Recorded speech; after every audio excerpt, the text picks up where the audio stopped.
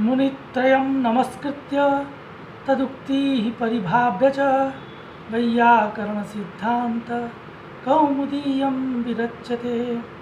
श्रौत्रार्हन्ति चणैर्गुण्यैर्महर्षिभिर्हरदिवं तुष्टुयमानोऽप्यगुणो विभुर्विजयते तराम। पूर्वार्धे कथितास्तुर्य पंचमाध्यायवर्तिनः प्रत्ययात् कथ्यन्ते तृतीयाध्यायगोचराः। नमो नमः।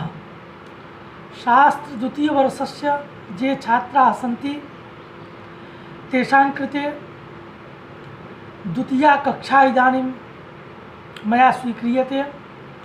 अस्यां द्वितीयायां कक्षायां तत्र भवतां समेषां स्वागतं वर्तते। इतः पूर्वं तृतीय भागस्य मंगलाचरणं श्रौत्रार्हन्ति चणैर्गुण्यै पूर्वार्धे कथितास्तुर्य इति मंगलाचरणं भवन्तः अधीतवन्तः प्रथमायां कक्षायाम्। इदानीं द्वितीयायां कक्षायां भ्वादि प्रकरणम् आरभ्यते। तत्र भ्वादि प्रकरणस्य आदौ लिखति भट्टोजीदीक्षितः, श्रीमान् भट्टोजीदीक्षितः कौमुद्यां यत् तत्रादौ दशलकाराः प्रदर्शन्ते। आदौ सर्वप्रथमः तत्र भ्वादि प्रकरणस्य आदौ दशलकाराः प्रदर्शन्ते। दशलकाराः ये वर्तन्ते ते इदानीं प्रदर्शिताः क्रियन्ते प्रदर्शन्ति। ते दशलकाराः के सन्ति? तर्हि लट् लिट् लुट् लृट् लेट् लोट् लङ् लिङ् लुङ् लृङ् इति दशलकाराः सन्ति। एषु दशसु लकारेषु षड्लकाराः टित् वर्तन्ते, टितः सन्ति। चत्वारः लकाराः ङितः वर्तन्ते।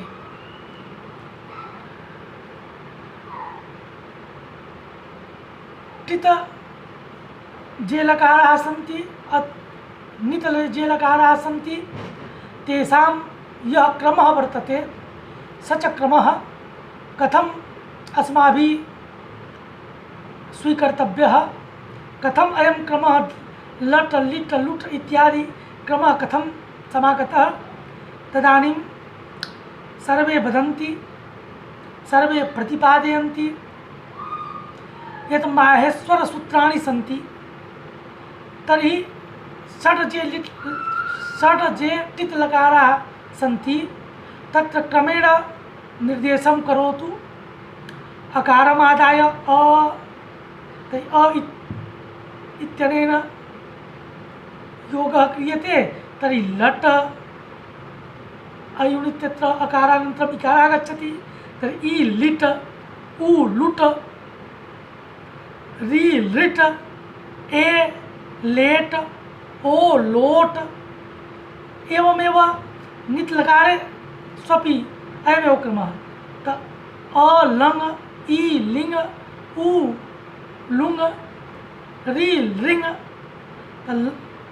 लट् लिट् लुट् लृट् लेट् लोट् लङ् लिङ् लुङ् लृङ् इति अयं क्रमः वर्तते। षट् टित् लकाराः सन्ति, चत्वारः ङित् लकाराः वर्तन्ते। तो अयमेव क्रमः। अनेन क्रमेणैव दीक्षितेन लकाराणां लकार विषयकानि रूपाणि साधितानि सन्ति। यानि रूपाणि वर्तन्ते तानि रूपाणि अनेनैव क्रमेण साधितानि सन्ति। तदेव लिखितं कि तत्रादौ दशलकाराः प्रदर्शन्ते। के दशलकाराः? लट् लिट् लुट् लृट् लेट् लोट् लङ् लिङ् लुङ् लृङ्। एषु पञ्चमः लकारः। इदानीं पंचमः लकारः अपि वक्तुं शक्नुवन्ति भवन्तः। तर्हि पंचमः लकारः कः? अकारम् इकारम् आदाय यदा क्रमः क्रियते तदानीं पंचमः लकारः लेट् लकारः। तर्हि पंचमः च लेट् लकारः स लेट् लकारः छन्दो मात्रगोचरः, अर्थात अस्य लेट् लकारस्य प्रयोगः छन्दसि एव भवति, वेदे एव छन्दसि अर्थात वेदे एव अयं लकारः प्रयुज्यते। लेट् लकारः छन्दसि दृश्यते, तदेव लिखितं येषु पंचमो लकारः छन्दो मात्रगोचरः। तर्हि सर्वादौ कः लकारः? लट् लकारः। लट् लकारः, लट् लकार विधायकं सूत्रं भगवता पाणिनिना लिखितं। तच्च सूत्रमस्ति वर्तमाने लट्। वर्तमाने लट् इति लट् लकार विधायकं सूत्रं, वर्तमाने अर्थे लट्। अस्य वृत्तिः लिखति भट्टोजीदीक्षितः कि वर्तमान क्रियावृत्तेर् धातोर् लट् स्यात्। वर्तमान क्रियावृत्तेः अर्थात धातो तो वर्तमान काल वृत्तित्वं, वर्तमान काल वृत्तित्वं क्रियायां, तो वर्तमान काल क्रियायाः तदेव लिखितं कि धात्वर्थ बालमनोरमाकारः लिखति किं लिखति? धात्वर्थ क्रियायाः वर्तमानत्वं तु, धात्वर्थ क्रियायाः वर्तमानत्वं किमस्ति? धात्वर्थ क्रियायाः वर्तमानत्वं तु वर्तमान काल वृत्तित्वं। तर्हि वर्तमान काल वृत्तित्वं क्रियायाः वर्तते। तर्हि वर्तमान काल वृत्तित्वं क्रियायां, यतो हि कालस्य अन्वयः क्रियायां भवति और क्रियावाचकः धातुः अस्ति। तर्हि वर्तमान काल वृत्ति या क्रिया तस्याः क्रियायाः वाचकः यः धातुः तादृशात् धातोः लट् लकारः भवति इति वर्तमाने लट् इति सूत्रस्य अर्थो भवति। पुनः एकवारं वदामि। कालः काले एव क्रिया भवति। तर्हि काले क्रिया भवति, यथा पाकक्रिया भवति, इदानीम् अध्यापनक्रिया क्रियते, तर्हि कस्मिंश्चित् काले एव न क्रियते। अयं च कालः अस्मिन् काले एव तु अध्यापनं क्रियते मया, तर्हि अध्यापयति। तर्हि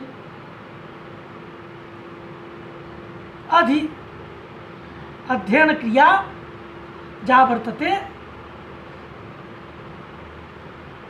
तस्यां क्रियायां वर्तमानकालवृत्तित्वम् अस्ति, वर्तमानकालवृत्तिक्रिया अस्ति।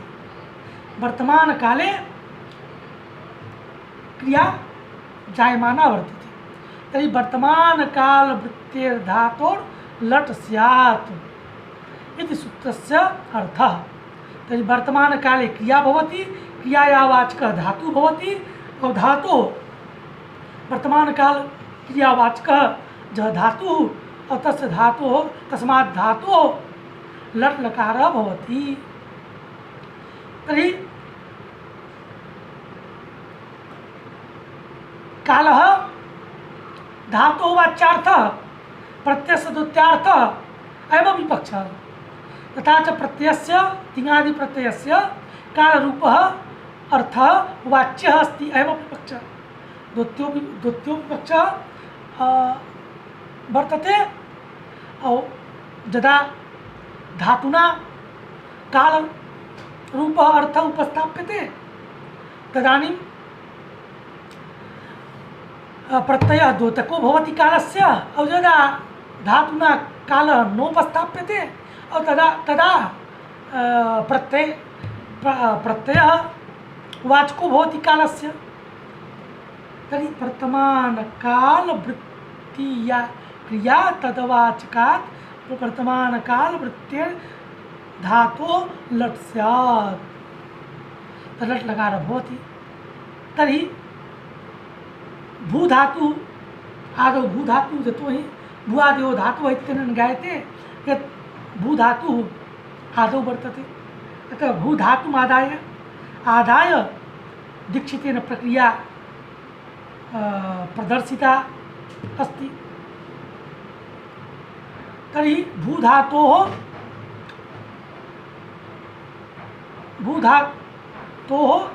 वर्तमान काल वृत्ति या क्रिया तदवाचक धातुः भूधातुः वर्तमाने लट् सूत्रेण लट् लकारः भवति। इदानीं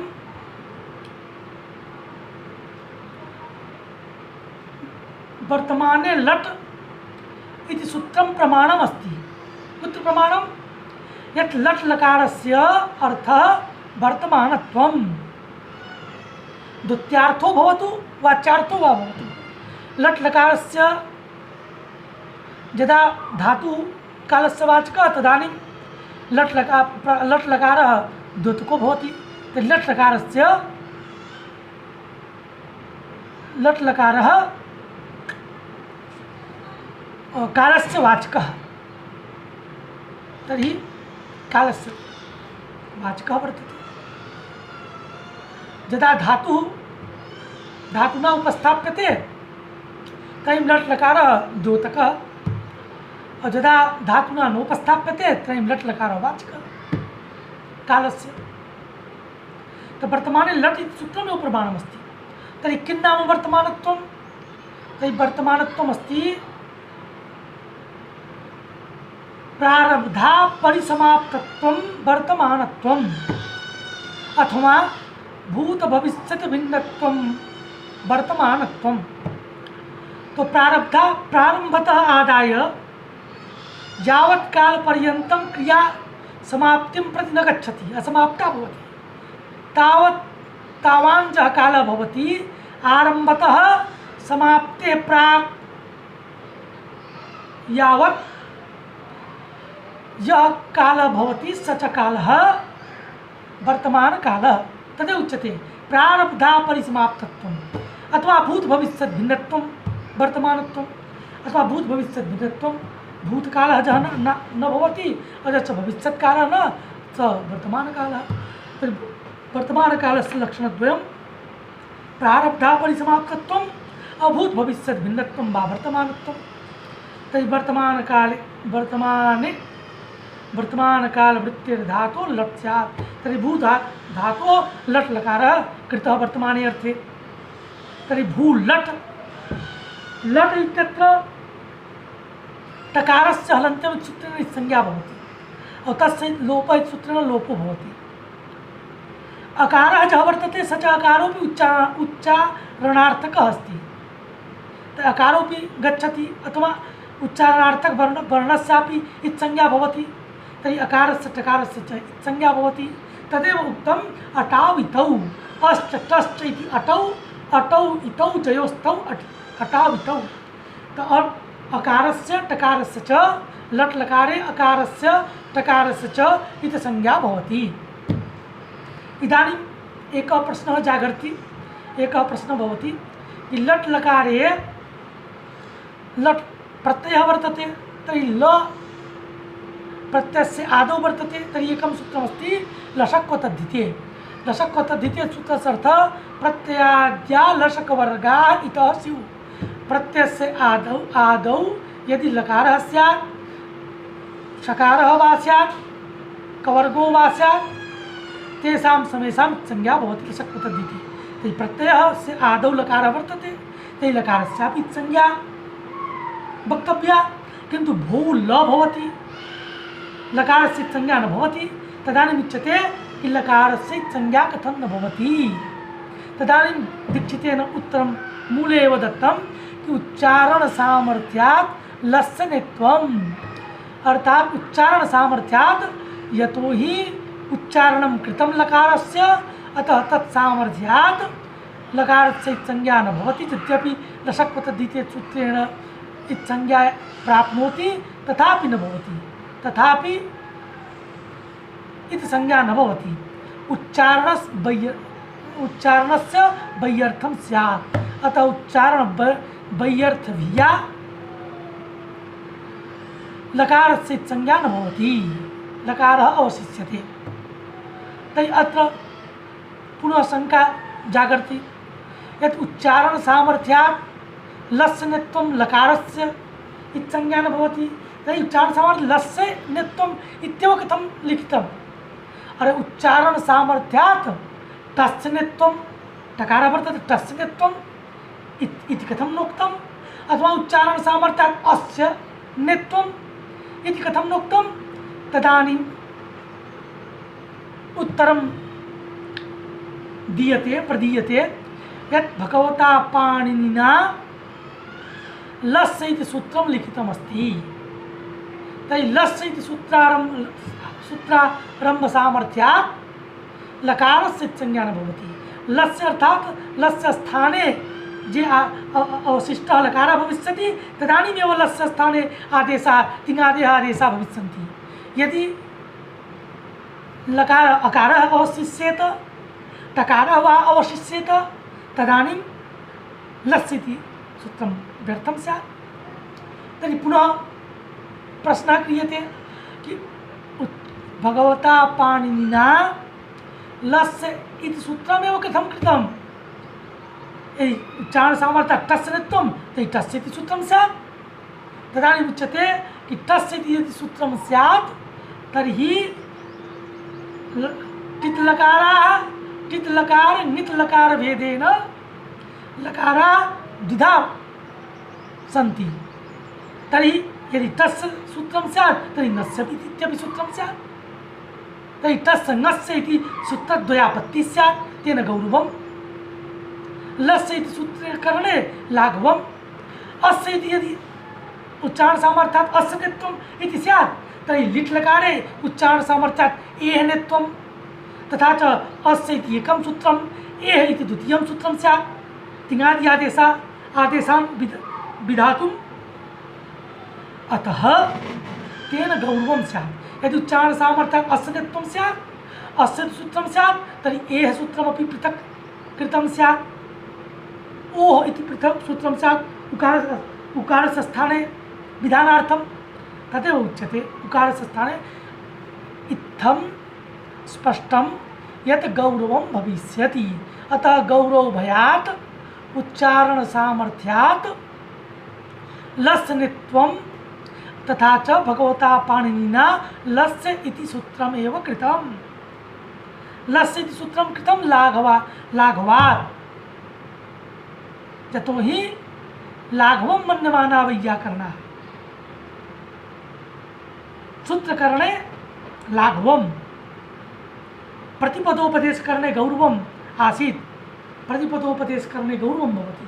अस्मात् कारणादेव लस् लाघवार्थमेव उच्चारण सामर्थ्यात् लस्य नित्यम् इति दीक्षितेन लिखितम्। उच्चारण सामर्थ्यात् लस्य नित्यम्। इदानीम् अयं यः लकारः भवति स च लकारः कस्मिन् अर्थे भविष्यति? यतोहि एकः नियमः वर्तते अनिर्दिष्टा प्रत्यया स्वार्थे भवन्ति।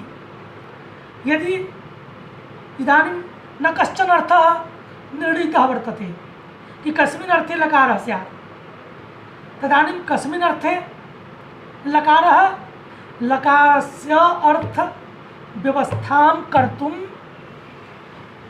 भगवता पाणिनिना एकं सूत्रं लिखितं लकर्मणि च भावे चाकर्मकेभ्यः।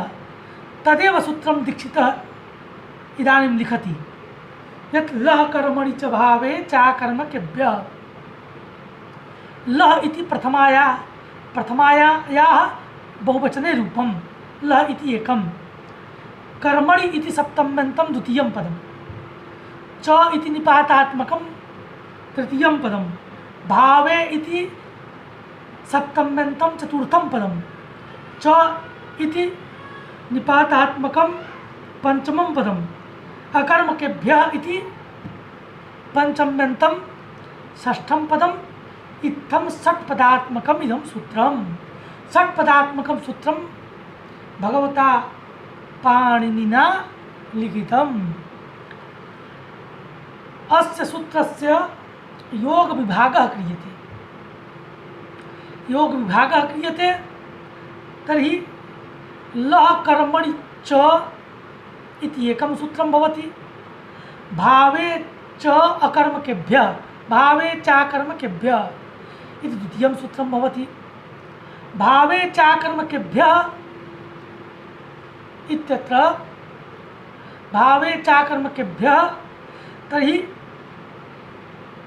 चकारात् अयं जो भावे च अकर्मकेभ्यः इति चकारात् इतः पूर्वमेकं सूत्रमस्ति कर्तरिकृत। कर्तरिकृत इति सूत्रात् कर्तृपदम् अनुकृष्यते। तर्हि भावे च अर्थात् कर्तरि भावे कर्तरि अकर्मकेभ्यः ल इत्यस्य ल कर्मणि च इत्यतः ल इति अनुवर्तते। तर्हि इदानीं भावे चाकर्मकेभ्यः इति सूत्रस्य द्वितीयं यत् सूत्रमस्ति तस्य स्वरूपं जातं लः भावे कर्तरि अकर्मकेभ्यः। अकर्मकेभ्यः धातुभ्यः भावे कर्तरि च लकाराः भवन्ति। भवन्ति इति क्रियायाः अध्यायः कर्तव्यः। तर्हि इदानीं द्वितीयस्य भावे चाकर्मकेभ्यः इति सूत्रस्य अर्थो भवति अकर्मकेभ्यः धातुभ्यः भावे कर्तरि लकाराः भवन्ति। पुनः ल कर्मणि तो जे अकर्मका धातवः सन्ति तेभ्यः धातुभ्यः भावे अर्थे लकारः भविष्यति। अथ च कर्तरि अर्थे लकारः भविष्यति। यथा भूधातु अकर्मकः तर्हि भूधातु अकर्मकः तर्हि अस्य भाववाच्यं भविष्यति और कर्तृवाच्यं भविष्यति। कर्तृवाच्यं यदा तदानीं भवति इति रूपम् और यदा भाववाच्यं तदा भूयते इति रूपं। भूयते बभूवे और भवति बभूव भविता। तेन प्रकारेण तत्र भूयते बभूवे भविता भाविता इत्यादीनि रूपाणि भवन्ति भाववाच्ये। तर्हि अकर्मकेभ्यः धातुभ्यः अकर्मक धातोः भाववाच्यरूपाणि भवन्ति कर्तृवाच्यरूपाणि भवन्ति।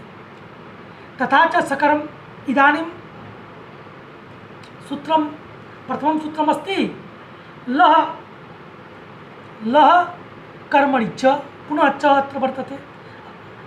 चकारेण कर्तरि कृत इति सूत्रात् कर्तरि इति पदम् अनुकृष्यते। तर्हि लः कर्मणि कर्तरि अकर्मकेभ्यः धातुभ्यः भावे कर्तरि लकाराः भीताः सन्ति। अवशिष्टः कः सकर्मकः धातु द्विविधात्मकः सकर्मकः अकर्मकश्च। सकर्मकेभ्यः धातुभ्यः भावे कर्तरि लकाराः भीताः सन्ति। तर्हि पारिशे स्यात् अत्र अनेन प्रथमसूत्रेण साकं प्रथमसूत्रेण सह सकर्मक धातोः सम्बन्धः वर्तते। अतः अर्थः इदानीं भवति कि सकर्मकेभ्यः धातुभ्यः कर्मणि कर्तरि लकाराः भवन्ति। भवन्ति क्रियायाः पुनः अध्यारः। सकर्मकेभ्यः धातुभ्यः कर्मणि कर्तरि लकाराः भवन्ति। जे सकर्मका धातवः सन्ति तेभ्यः कर्मणि लकाराः भविष्यन्ति अथ च कर्तरि लकाराः भविष्यन्ति। अर्थात् सकर्मक धातोः कर्मवाच्यरूपाणि भवन्ति और कर्तृवाच्यरूपाणि भवन्ति। अकर्मक धातोः भाववाच्यरूपाणि भवन्ति और कर्तृवाच्यरूपाणि भवन्ति। कर्तृवाच्यरूपाणि उभयत्र सकर्मकात् कर्मकात् धातोः अकर्मकात् धातोः। अकर्मकात् धातोः भाववाच्यरूपाणि सकर्मकात् धातोः कर्मवाच्यरूपाणि। बारं अस्मात् कारणात् वच्मि ब्रवीमि अहं यतोहि प्रायः छात्राः दिग्भ्रान्ताः भवन्ति। ते वदन्ति यत् भूधातोः कर्मवाच्ये किं रूपम्? अरे कर्मवाच्य भूधातु अकर्मकः कर्मवाच्यं रूपं न भवति। भूधातोः भाववाच्यं भवति।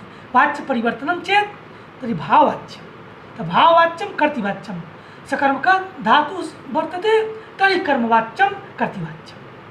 सकर्मक धातु भवति तदानीमपि छात्राः दिग्भ्रान्ताः सन्तः वदन्ति यत् गमधातोः गमधातु सकर्मक अस्ति तर्हि गमधातोः वाच्यरूपाणि भाववाच्ये किं रूपम्? अरे गमधातु सकर्मक भाववाच्य रूपं न भवति। अतएव मया बारम्बारम् उक्तं। तर्हि लकर्मणि च भाव इदानीम् अर्थः स्पष्टः कि सकर्मकात् धातोः भावे कर्तरि लकाराः सकर्मकात् धातोः क्षम्यतां सकर्मकात् धातोः कर्मणि कर्तरि लकाराः अकर्मकात् धातोः भावे कर्तरि लकाराः भवन्ति। तदेव उक्तं लकाराः तदेव दीक्षितः लिखति लकाराः सकर्मकेभ्यः कर्मणि कर्तरि च स्युः अकर्मकेभ्यः भावे कर्तरि च। इदानीं लस्य इति सूत्रम् आगतं। लस्य इति सूत्रं लस्य स्थाने एव आदेशाः भविष्यन्ति। लस्य इति सूत्रम् अधिकारसूत्रं। षड्विधसूत्रेषु अधिकारसूत्रमिदं।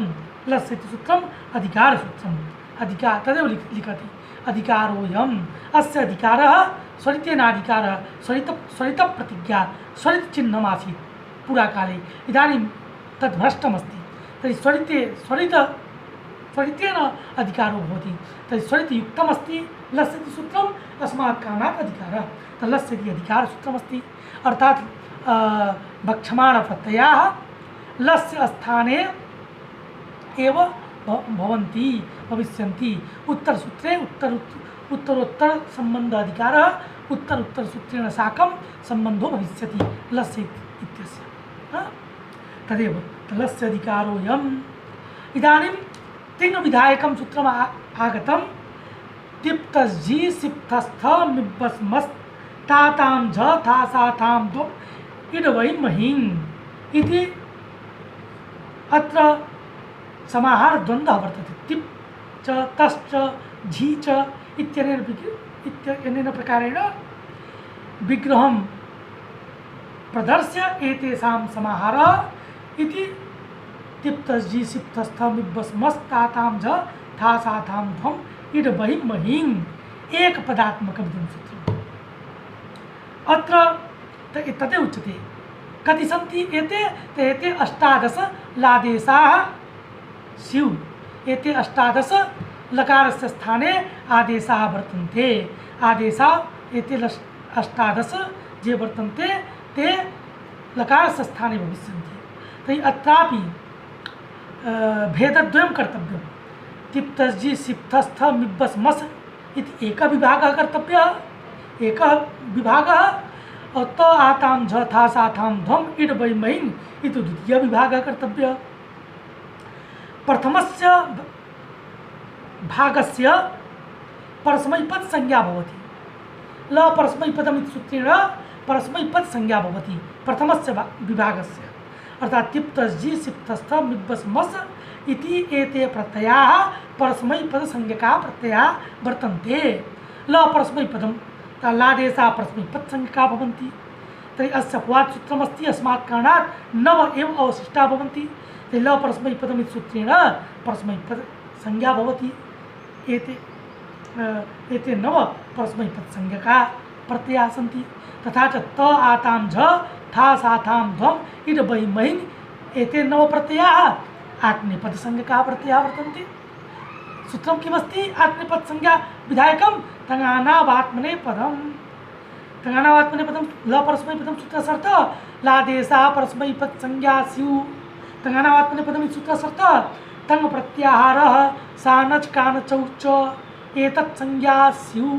सनक प्रत्याहारः तङ प्रत्याहारः तङ माने त आतां झ त तकारादारभ्य ङकार पर्यन्तं इड वै महिं इति ङकार पर्यन्तं प्रत्याहारः अस्ति। प्रत्याहारः तर्हि तङ प्रत्याहारः एते 9 ये प्रत्ययाः सन्ति तादि 9 प्रत्ययाः। तर्हि तादि 9 प्रत्ययानाम् आत्मनेपदसंज्ञा अथ च तङानावात्म आन इत्यनेन सानच् कानच् प्रत्ययौ स्वीक्रियेते। सानच प्रत्ययस्य और कानच प्रत्ययस्य आत्मनेपद संज्ञा भवति। तर्हि आत्मनेपदी च धातु भवति, तस्मात् धातोरेव अयं प्रत्ययो भवति। एते एकादश प्रत्ययाः तङ् प्रत्ययाः अथ च सानच कानच च इमौ द्वौ प्रत्ययौ एते एकादश प्रत्ययाः आत्मनेपदिनः ये धातवः सन्ति तेभ्यः धातुभ्यः एते एकादश प्रत्ययाः भवन्ति। तर्हि नवविभागः पुनश्च नवविभागः तदेव उक्तं ल परस्मैपदं लादेशा परस्मैपदसंज्ञा स्युः। लादेशा ये वर्तन्ते ते नव एव चतुर्थगानावात्मने तो ल परस्मैपदम् इति परस्मैपदसंज्ञायाः अपवादभूतं सूत्रमस्ति तङ्गानावात्मनेपदं। यद्यपि अष्टादश प्रत्ययाः लादेशाः सन्ति, तिङ् अष्टादश प्रत्ययाः सन्ति। तिङ् तिप्त जी इति तिकारादारभ्य इद महिङ् इति ङकारपर्यन्तं प्रत्याहारः तिङ् प्रत्याहारः। एते तिङ् इति अष्टादश प्रत्ययाः वर्तन्ते। तिङ् अष्टादश प्रत्ययाः। तर्हि अष्टादश प्रत्ययाः लादेशाः सन्ति। यद्यपि अष्टादश प्रत्ययाः लादेशाः सन्ति तथापि तङ्गानावात्मनेपदम् इति सूत्रेण परस्मैपदसंज्ञा अष्टादश प्रत्ययानां प्राप्नोति। तथापि तङ् प्रत्ययस्थले तङ्गानावात्मनेपदम् इति आत्मनेपदसंज्ञया परस्मैपदसंज्ञायाः बाधो भवति। अस्मात् कारणात् नवप्रत्ययानामेव अवशिष्टानां नवप्रत्ययानामेव परस्मैपदसंज्ञा भवति। तदेव प्रतिपादितं मया। तदेव उक्तं लादेशा परस्मैपदसंज्ञा स्युः। इदानीं तङ्गानावात्मनेपदं तर्हि पूर्वसंज्ञापवादः। पूर्वसंज्ञायाः परस्मैपदसंज्ञायाः अपवादभूतं सूत्रमस्ति। अपवाद तङ्गानावात्मनेपदं तर्हि तङ् प्रत्याहारः अर्थात् तादिनवकं सानच कानचौ च एतत् संज्ञानि स्युः आत्मनेपदसंज्ञानि स्युः। अर्थात् एतेषाम् एकादश प्रत्ययानाम् आत्मनेपदसंज्ञा भवति। पूर्वसंज्ञापवादः मया प्रतिपादितमेव। पूर्वसंज्ञायाः अपवादः वर्तते। इदानीं कुत्र आत्मनेपदसंज्ञकाः प्रत्ययाः और कुत्र च परस्मैपदसंज्ञकाः प्रत्ययाः भविष्यन्ति इति अग्रिमायां कक्षायां पाठयिष्यामः। अद्य एतावदेव भवेत्। अस्तु, सर्वान् प्रति धन्यवादं वितीर्य विरमामि। धन्यवादः। नमो नमः।